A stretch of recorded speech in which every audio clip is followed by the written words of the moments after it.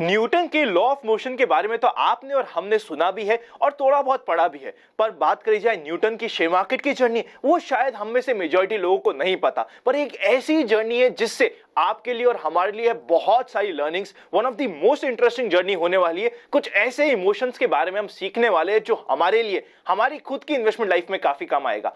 आज के इस वीडियो में हम डिटेल में बात करने वाले हैं न्यूटन की जर्नी के बारे में। मेरा नाम है अनंत Ladda, CFA CA CFP LLB।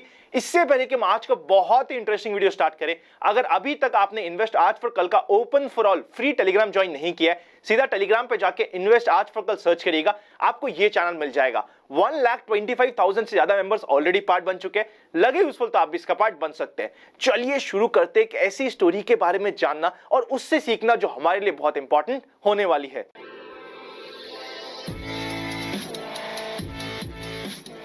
सबसे पहले हमें न्यूटन के आईक्यू के बारे में पता होना बहुत जरूरी है। न्यूटन का आईक्यू था 190 के ऊपर का। देखिए, अगर किसी का भी आईक्यू 145 के ऊपर का होता है तो उसे गिफ्टेड माना जाता है, बोला जाता है कि ये तो भगवान का बंदा है। सिर्फ 0.13% लोग ऐसे होते हैं जिनका आईक्यू 140 के ऊपर होता है। 10,000 में से सिर्फ 13 लोगों का आईक्यू 140 के ऊपर होता है और न्यूटन का आईक्यू था 190 के ऊपर का। मतलब Newton one of the most intelligent person में से एक थे। उनका आईक्यू आपके और हमारे आईक्यू से बहुत बहुत बहुत ज्यादा था। ये सबसे पहले इंपॉर्टेंट पॉइंट होती है। अब हम बात करते हैं उनके शेयर मार्केट की जर्नी की। ये समय आता है 1718 से लेके 1721 के आसपास का, ऑलमोस्ट 300 साल पहले का। उस समय यूके में एक शेयर था जिसका नाम था साउथ सी स्टॉक, जिसका चार्ट अभी आपके सामने आने वाला है। आप इधर चेकआउट कर सकते हैं इसका चार्ट। 2 साल ऐसा जा चुका था कि ये स्टॉक बिल्कुल जहां था वहीं का वहीं खड़ा था, बट अचानक से 2 से 6 महीने का ऐसा समय आता है कि ये स्टॉक कंप्लीटली ब्लास्ट हो जाता है, 10 गुना बढ़ चुका होता है। आपके और हमारे साथ यूजुअली क्या होता है, मेजॉरिटी टाइम जब कोई शेयर ब्लास्ट हो जाता है उसके बाद किसी रिटेल इन्वेस्टर को पता चलता है, पर ये तो साहब न्यूटन थे, सबसे स्मार्ट लोगों में से एक थे। इन्होंने बिल्कुल बॉटम पे स्टॉक को पता करा, बिल्कुल बॉटम पे इन्होंने स्टॉक को बाय किया और वहां से कुछ ही समय में स्टॉक को डबल भी कर लिया। आप सोच सकते हैं कितना पैसा बनाया होगा। अगर हम सिर्फ वैल्यू के टर्म्स में बात करें, 7,000 पाउंड उन्होंने कमाए थे सिंगल स्टॉक में। स्टॉक डबल हो चुका था। क्या मजेदार जर्नी थी ना अभी तक। अब इसके बाद क्या हुआ था, इन्होंने यहां पे एग्जिट कर लिया। इन्हें लगा कि स्टॉक तो डबल हो गया पर इसके आगे है बबल।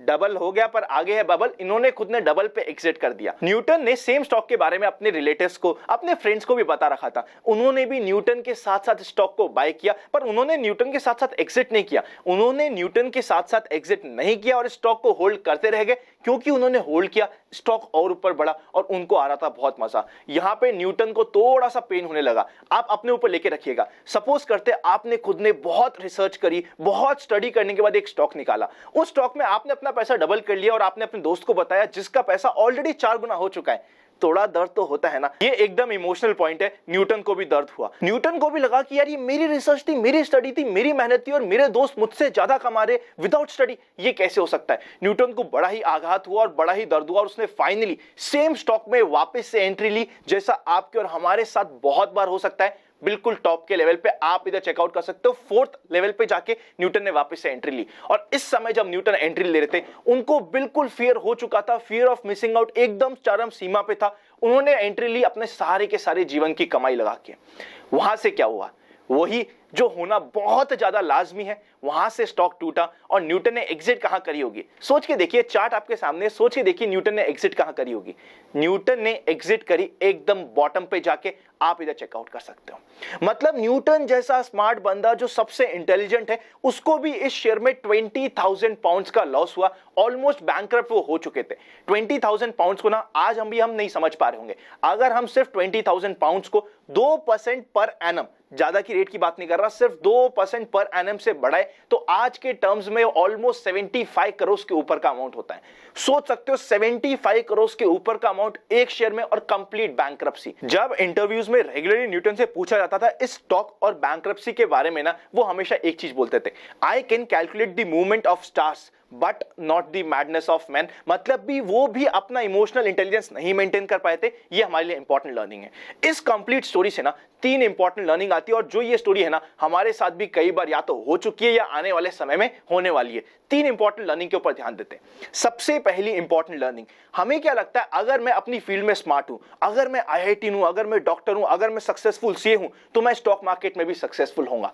दोनों सेपरेट चीज है, ये हमें समझना पड़ेगा। मैंने बहुत सारे इन्वेस्टर्स को ऐसा करते हुए देखा है कि वो अपना पोर्टफोलियो बड़े अच्छे से मैनेज कर रहे थे, प्रॉपर फाइनेंशियल प्लानिंग के साथ मैनेज कर रहे थे। नया नया उनका बच्चा आया जिसने IIT करी या MBA करी या फिर CA करके नया नया बच्चा आया, उसको उन्होंने अपना सारा का सारा पैसा मैनेज करने के लिए दे दिया, ये समझते हुए बिकॉज वो प्रोफेशनली ज्यादा क्वालिफाइड है वो शेयर मार्केट में भी ज्यादा सक्सेसफुल हो जाएगा। स्टार्टिंग में सक्सेस भी मिली पर जब लॉस हुआ इतना बुरा हुआ कि जितना खाया पिया था, जितना कमाया था, जितना प्रॉपर फाइनेंशियल प्लानिंग करी थी, सबकी सब खत्म हो गई। हमें हमारे रूल्स के ऊपर मेंटेन करना बहुत जरूरी है और हमें हमारी प्रोफेशनल सक्सेस को शेयर मार्केट की सक्सेस से नहीं जोड़ना चाहिए। अगर मेरा पर्सनल लाइफ का एग्जांपल दूं ना, बिल्कुल मेरा लाइव एग्जांपल और मेरे ही इन्वेस्टर के साथ हुआ है, डिटेल में डिस्कस करता हूं आपके साथ, आपको बड़ा मजा आने वाला है। मेरे एक बहुत ही पुराने इन्वेस्टर है, मोर देन 7 साल से ज्यादा हो चुके हैं वो हमारे साथ जुड़े हुए थे। उनका proper financial plan, proper goal planning, हर कुछ बड़े ही आराम से चल रहा था। बट अचानक से 2019 में उनका बेटा IITian बना। IITian बनने के बाद उनको बड़े पापा को ऑब्वियसली गर्व होगा और होना भी चाहिए, हमें भी बड़ी खुशी थी कि यार हमारे एक family friend, family investor IITian बना। 2019 में जब मैं, क्लाइंट और बच्चा साथ में बैठे, हम तीनों साथ में बैठे और डिसाइड ये हुआ कि आनंद जी देखिए बच्चा मेरा IITian करके आया, बहुत स्मार्ट है, आप एटलीस्ट हमारे पोर्टफोलियो का 50 लाख रुपए रिडीम कर दीजिए ताकि मैं वो इस अपने बच्चे को दे सकूं, वो मैनेज करेगा। मैंने कहा यार ये तो बहुत अच्छी बात है, अगर आपका एक अच्छा पोर्टफोलियो है उसका आप थोड़ा बहुत पैसा निकाल के अपने बच्चों को मैनेज कराना सिखाना चाहते हो, इससे अच्छा कुछ नहीं हो सकता। इमीडिएटली रिडीम किया 2019 में।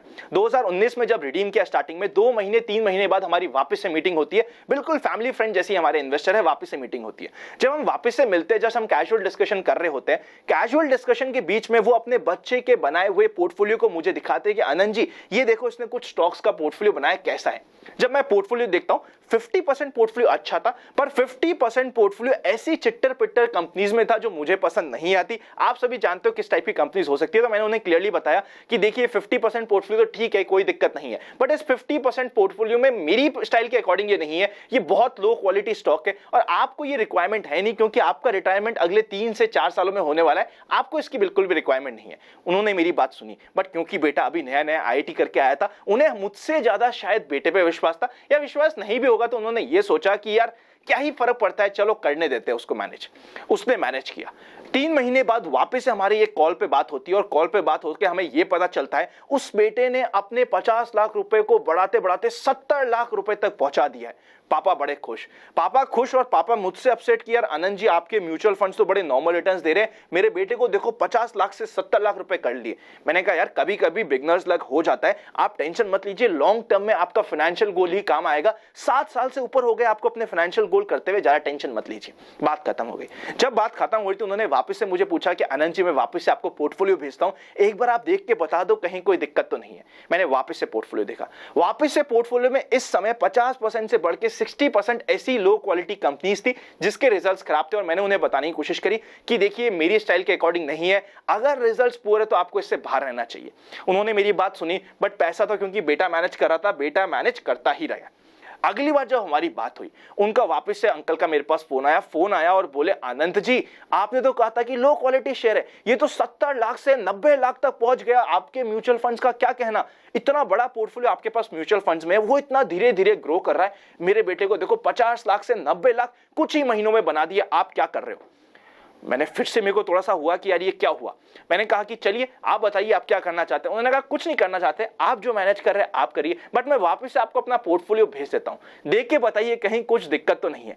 इस बार ना जिस तरीके से उन्होंने मुझसे बात करी थी, मुझे ये पता था कि उनको मेरी ओपिनियन की बिल्कुल भी जरूरत नहीं है, बट वो मेरे मजे लेने के लिए पूछ रहे। उन्होंने वापस से स्टॉक मेरे पास पोर्टफोलियो भेजा। इस बार स्टॉक पोर्टफोलियो में अगेन 60 से 70% स्टॉक्स ऐसे थे जो बहुत लो क्वालिटी थे और जो मेरी स्टाइल के नहीं थे। मैंने सेम चीज जो कही नहीं थी वो कह दी कि यार ये मेरी स्टाइल का पोर्टफोलियो नहीं है, आप अपने हिसाब से देख लीजिए, ज्यादा मैं कुछ बोल नहीं सकता क्योंकि आपने 50 लाख के 90 लाख कर लिए, आप मेरी बात आज के दिन सुनोगे नहीं। बात खत्म हो गई।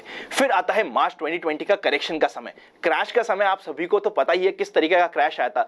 उस समय वापस से क्लाइंट स्पेशली मेरे पास मिलने आता है, मॉर्निंग में, अर्ली मॉर्निंग मेरे पास टाइम लेता है और मिलने आता है। उस दिन मैं शायद बिजी भी था, लॉकडाउन बिल्कुल पास में था, लॉकडाउन से 2 दिन पहले वो मिलने आता है। बोला आनंद जी आप बस 10 मिनट दे दो, मुझे बस आपके साथ बैठना है। जब हम बैठते तो क्या होता है, होता यह है जो 90 लाख का पोर्टफोलियो था वो जीरो तो हो ही चुका है, क्योंकि इन्वेस्टर ने, जो उनका बेटा था, नया नया सक्सेस मिली थी, फ्यूचर्स करना स्टार्ट कर दिया, ऑप्शंस ट्रेडिंग करना स्टार्ट कर दी, अनशंट ट्रेडिंग करनी स्टार्ट कर चुकी थी। जीरो तो हो ही चुका है, बल्कि जो ब्रोकर है वो 70 लाख रुपए एडिशनल मांग रहा था। उनको यह मिलना था कि आनंद जी बस एक बार बता लो, मैं अगली बार अपने बेटे को एक पैसा नहीं देने वाला शेयर मार्केट के लिए। हुआ क्या, जब इनिशियली हमें छोटी मोटी सक्सेस मिलती है, हम हमारे रूल्स को भूल जाते हैं और हमें लगता है कि रूल्स को छोड़ो, मार्केट तो सट्टा बाजार है, और हम मार्केट को सट्टा बाजार कैसे ट्रीट करने लग जाते हैं।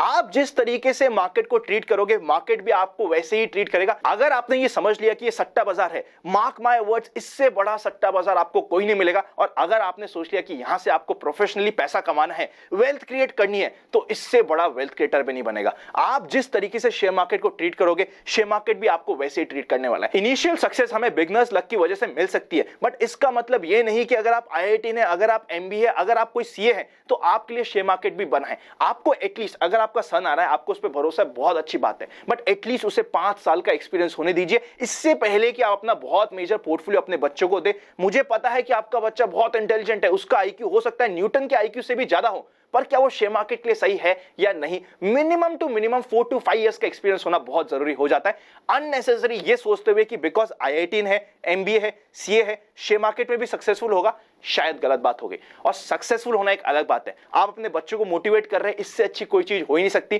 कोई एक नया स्किल सिखाने की कोशिश कर रहे हैं, इससे अच्छी कोई चीज हो नहीं सकती। बट डिसिप्लिन सबसे पहले सिखाइए। ये शेयर मार्केट है, सट्टा मार्केट नहीं है, ये इंपॉर्टेंट पॉइंट होता है। यहीं के बाद आती है second important learning. Second important learning क्या है, आप कितने भी बड़े आदमी हो, आप कितने भी इंटेलिजेंट हो, आपका IQ कितना भी हो, अगर आप ईगो लेके शेयर मार्केट में आए, तो किसी का भी ईगो इस शेयर मार्केट में नहीं चलता बॉस। चाहे वो न्यूटन हो, चाहे वो आइंस्टाइन हो, चाहे वो कोई भी हो। और आप और हम चीज ही क्या है, अगर न्यूटन का ईगो नहीं चला तो आपका और हमारा ईगो कैसे चल सकता है। Second important learning.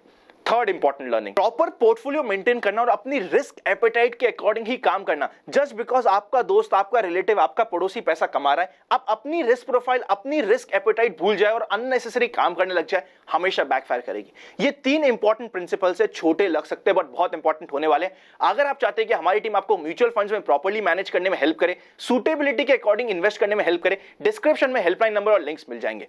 अगर अभी तक आपके पास डीमैट नहीं है तो डिस्क्रिप्शन में demat account open links private channel में जुड़ने का प्रोसेस में मिलेगा, वरना लगी यूजफुल तो आप ज्वाइन बटन मेंबरशिप भी कंसीडर कर सकते हैं। सारे के सारे इंपॉर्टेंट लिंक्स आपको डिस्क्रिप्शन में मिलने वाले।